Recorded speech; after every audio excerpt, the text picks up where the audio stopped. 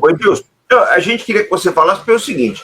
Eu acho que a tecnologia stealth lá deu uma balançada quando derrubaram aquele jato F-117 lá na Sérvia, né?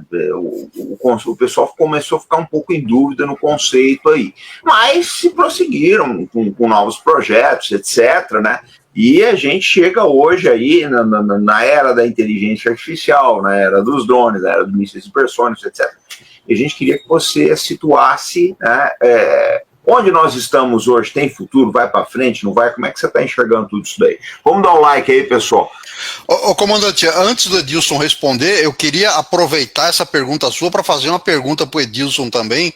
Fique à vontade aí. Que eu acho que talvez seria até mais legal ele responder antes, que eu ia perguntar o seguinte, se você pode contar um pouquinho da história desse F-117, porque na época ele era em 99 ele era o suprassumo da tecnologia, né, da tecnologia stealth, né?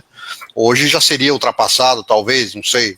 Mas como é que foi essa história do F-117? Você pode contar um pouquinho para a gente? Bom, a gente pode falar um pouco, até eu vou, se me permite, eu vou até retroagir um pouquinho o tempo, vou voltar para os anos 50, tá? Pré-50, na verdade, para a gente entender até onde chega aqui.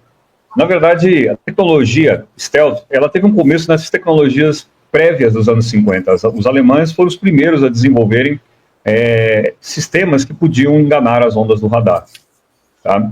A grande questão da aeronave stealth é que ela, na verdade, ela dificulta a detecção pelo radar. Então, primeira coisa, como funciona o radar, é o primeiro ponto que nós temos que partir daqui. O radar, na verdade, ele trata de um emissor de uma onda eletromagnética num comprimento de onda e uma frequência específica. Então, ele emite um sinal, esse sinal propaga pelo espaço, e quando ele encontra uma superfície na qual ele pode refletir, ele devolve o sinal.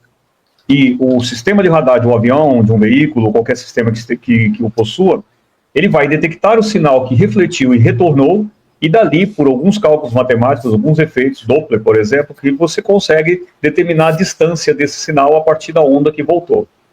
A grande questão é que os metais, eles são ótimos refletores, em sua maioria, de ondas de radar. Então, lá na Segunda Guerra Mundial ainda, os alemães já tinham percebido que alguns materiais refletiam menos o radar, e foram investigar por que isso acontecia. Tá? Então, muitos desses materiais, eles funcionavam da seguinte forma: a partir do momento que a onda propaga, ao chegar na superfície, parte dela é absorvida e transformada em outra forma de energia. Lá no webinar eu vou dizer mais ou menos como é que isso funciona com mais detalhes, tá, para o pessoal. E a hora que ela reflete um sinal muito mais fraco. Então, isso facilita com que o avião fique ocultado. Então, isso foi basicamente o período que nós chamamos de os períodos pré-stealth.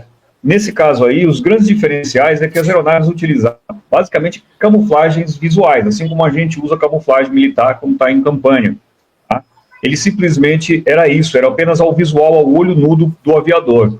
Tá? Eram baixos custos, sistemas bem simples, e tinha a desvantagem de serem ineficazes contra radar. Então, a camuflagem do avião no período podemos falar o período da Segunda Guerra Mundial, era o melhor sistema de furtividade do avião. Lembrando, pessoal, que furtividade não significa invisibilidade. Isso é um erro de tradução em língua portuguesa. Stealth quer dizer furtivo. Furtivo quer dizer aquele que pode passar despercebido, tá? Mas ele não é invisível. O termo invisível foi uma má tradução muito errada que trouxe muitos conceitos errados aí. Nos anos 50 aos 70 veio a primeira grande evolução das tecnologias stealths, tá? Que aí vinham a tecnologia aerodinâmica, as formas da aeronave, ela pode contribuir para a reflexão dispersa da onda do radar, de tal forma que pouco sinal retorna para o emissor. Tá? Tem sistemas chamados materiais de superfície, chamados materiais radar absorvente, ou REM, tá? São materiais que têm a propriedade de absorver essa onda e não emitir totalmente de volta, não refletir de volta essa onda, perdão. E aí o que acontece? Já havia aeronaves stealth ainda nos anos 50 e 70, com algumas seções do avião que tinha essa capacidade. Um dos exemplos era o SR-71 Blackbird. Ele já tinha capacidade de ser menos visível por um sinal de radar. E era de propósito isso, obviamente, por se tratar de uma aeronave de espionagem, né, de inteligência. Então ele reduziu o radar aí pelo RCS, e utilizava de outras estratégias, voando em grande altitude, e em situações ali de camadas superiores, ele também, naquele momento, os radares não tinham capacidade de ter um sinal perfeito para isso, então ele diminuía a assinatura. Aí surge o F-117. Nos anos 80, esta aeronave, vou falar um pouco na live, mas um estudo feito no Instituto Russo determinou que a própria geometria poderia contribuir diretamente na reflexão da onda do radar sem emitir o sinal máximo. Então, ali, alguns cientistas pegaram esse trabalho nos Estados Unidos, estudaram esse trabalho e foram ver quais eram os limites para isso. E aí, utilizaram os cálculos para desenvolver a geometria capaz de fazer isso. Então, veja, nós estamos falando de duas combinações de materiais, duas combinações de tecnologias, não é uma só.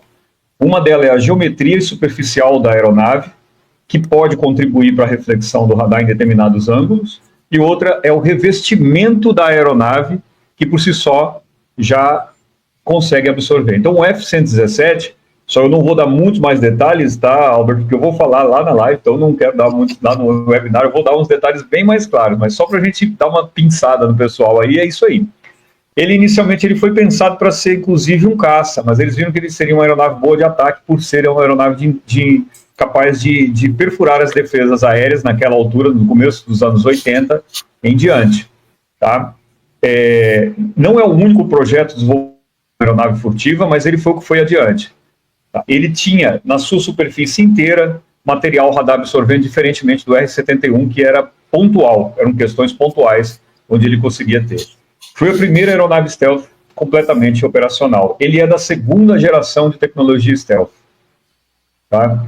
Ele possuía ali aerodinâmica e tinha uma baixa capacidade de manobrabilidade por conta da geometria. Ele era basicamente um tesseract, todo quebrado, todo estruturado para poder refletir radar para todo lado. Tá? E não devolver o sinal diretamente para o seu próprio avião. Logo depois vem uma terceira onda tecnológica. E aqui nós estamos na geração dos anos 90, 2000.